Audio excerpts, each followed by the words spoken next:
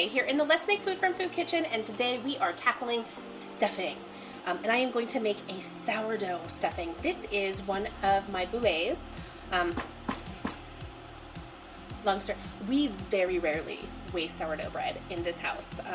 My kids ask for it if I haven't made it recently. It's just one of those things that it's so good, and it's the best bread option for you if you're gonna eat bread. But this one, I'm so sorry, didn't get eaten. It is past the time where I would say, hey, let's eat this sourdough tonight. However, with Thanksgiving coming up, I went, you know what? We're gonna make a sourdough stuffing. So I have some steps to do before I get to the bread part, and I'm probably gonna have to toast this bread a little tiny bit. We'll see when I cut it open. What I wanna do first is prepare my other ingredients. And what I have here, I have it, my cooktop is on medium low, and I have 5 tablespoons of butter, and that's a salted butter. And then what I need to do while that's melting is chop up my onion and my celery. This is 1 medium yellow onion. It doesn't need to be finely diced, but I would try not to have too big of chunks.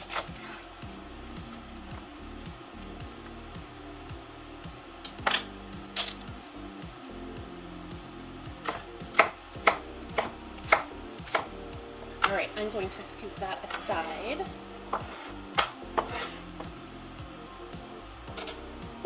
And now the celery, it's the same thing. 2 stalks of celery.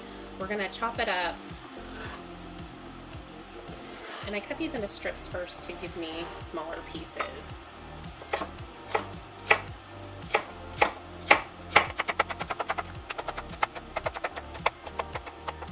All right, my veggies are prepped. The butter's not quite ready for me to toss stuff in there yet, so let's talk about our herbs. I have 1 teaspoon of fresh rosemary, and I've chopped it up some. That's from my garden. And then I have thyme from my garden, and these 2, this is sage and parsley from the store. I broke these down into stages. The rosemary is going to go in with the onion and the celery and the garlic, although the garlic goes in when the onion is almost done. Because it takes longer for it to break down and for the aromatics in there to really kind of make its way into our dish. The parsley, the thyme, and the sage go in when this is done cooking and I've transferred it over with my bread. I think my butter has melted enough. Let's go ahead and start getting the onion and whatnot into our pan. And we're not trying to get it browned or anything. That 10 minutes will get it softened.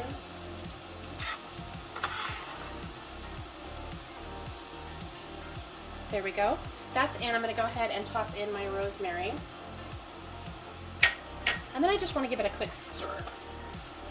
Doing that just kind of coats everything in the butter evenly. I am going to move other things out of my way for now because it's time to prep the bread. And I need 6 cups of bread. Set my garlic right there. I did get out a bread knife. Probably not going to be able to use it. Well, because this boulet is like 5 days old, it still has some moisture in there, but the crust is really hard. So what I'm gonna do to save myself some serious work is I'm gonna set this knife aside, and I am going to use an electric knife to do all the sawing for me. So stand by. Okay, so I have about a cookie sheet worth of bread. I skipped the sawing step. So I'm gonna get rid of this, and I'm gonna pop this in the oven. Watch it really carefully. Again, you just want to dry it out some. You don't want to toast it. So I'm going to put that sheet in the oven and get that going while I break this piece up, and then I should probably have the 6 cups that I need. Okay, I've got both of my baking sheets in the oven with the bread drying out some more on it. So while that's going, I checked on this. We are ready to add our garlic, and then we'll just cook it for a couple of more minutes before we take it off the heat.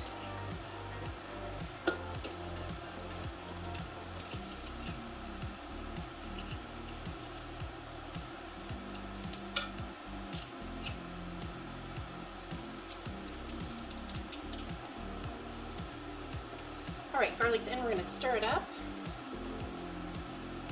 Ooh, this smells like garlic. Love it.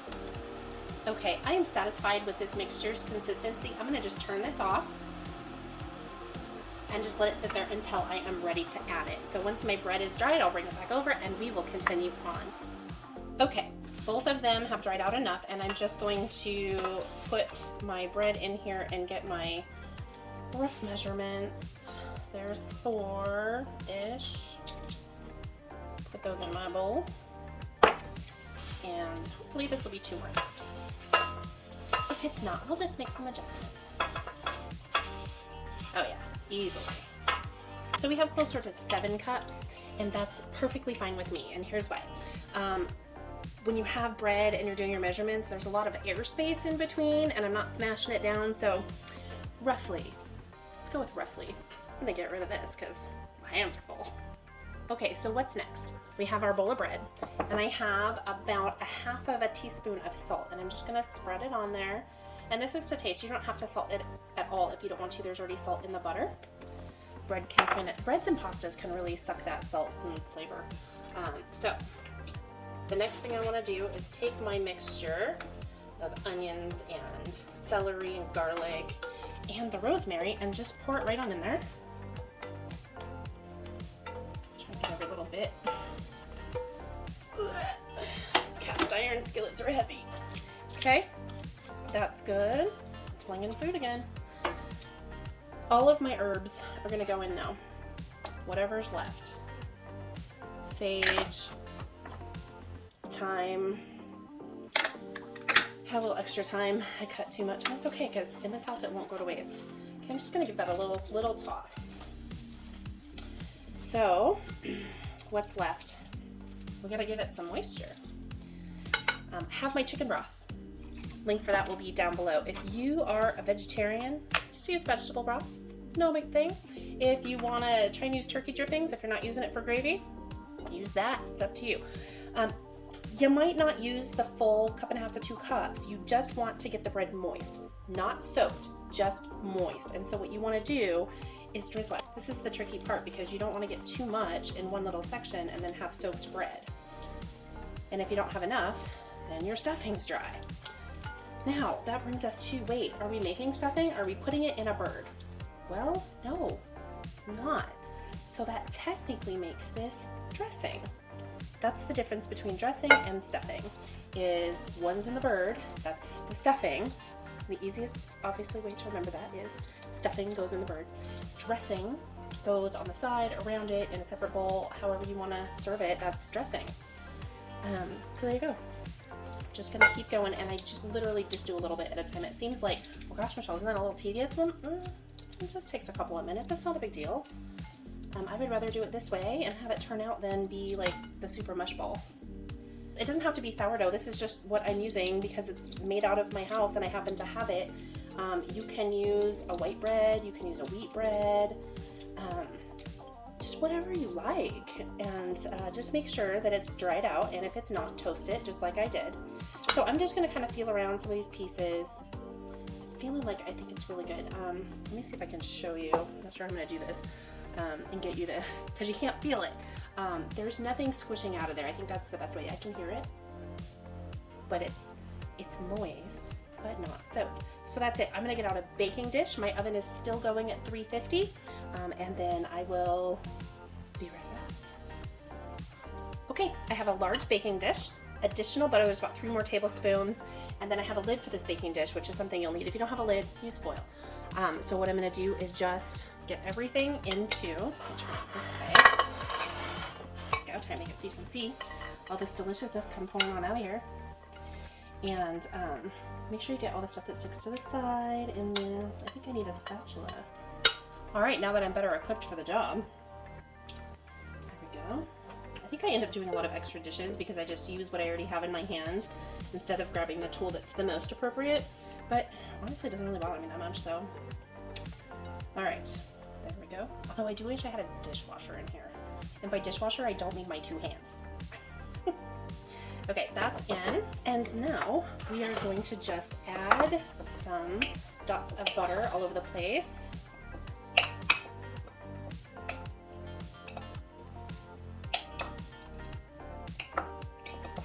Probably can't see me cutting it up, can you? not that it really matters. I'm sure you can manage to cut up some butter. So just placing this, kind of spacing it out some. Somewhat even distribution. There we go. I think that looks great. There it is. I'm going to stick it in the oven, covered, like so, for 35 minutes. And then I'm going to take the lid off and cook it for an additional 10 minutes. Stuffing is done, and it smells great. Stuffing has been around since at least the 1800s. All kinds of meats were stuffed with stuffing of varying kinds. Some had fruit in it, some had nuts in it, and all kinds of stuff. Lots of variations. Not sure when it transitioned to more of a casserole. Some people still stuff their birds. I choose not to, just because it really impacts your cooking time. And it's super important that your turkey be cooked completely through without being dry on the outside, and then also that your stuffing is safe to eat, because if it doesn't come up to temperature, you're going to start having issues with foodborne illness as a possibility, because the juices from the turkey go into the stuffing. And I know it tastes delicious, but if you don't cook it appropriately, it can become a problem. And I just find it easier to do it this way. So I was so intimidated, you guys, for many years on making a homemade stuffing. I bought the box stuff. I liked it. It's not great for you, just because the preservatives that they have to use to keep it shelf stable, which is what this show is primarily about, taking a lot of those things out of your diet where it's reasonable to do so. So fast forward, here we are. Now I'm finally making my own stuffing. It wasn't nearly as intimidating as I thought. I was afraid I was gonna have this big like mush ball, but really what it's about is just taking your time with the liquids and making sure that you don't put too much in. So with that said, I am going to plate a little bit up here. I love the golden on the top. Here, get a good golden piece there. Pretty, isn't it?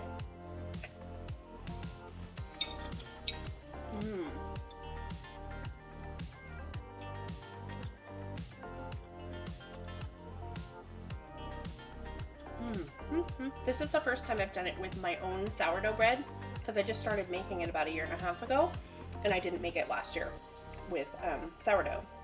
And I knew it would be pretty good, but I'm thinking once you go sourdough, you can't go back. So good. Yummy. It's delicious. Thanks for joining me here today in the Let's Make Food from Food kitchen. If there's something you'd like to see me make, please put it down below in the comments. From my kitchen to yours, let's make food from food. That's one boy.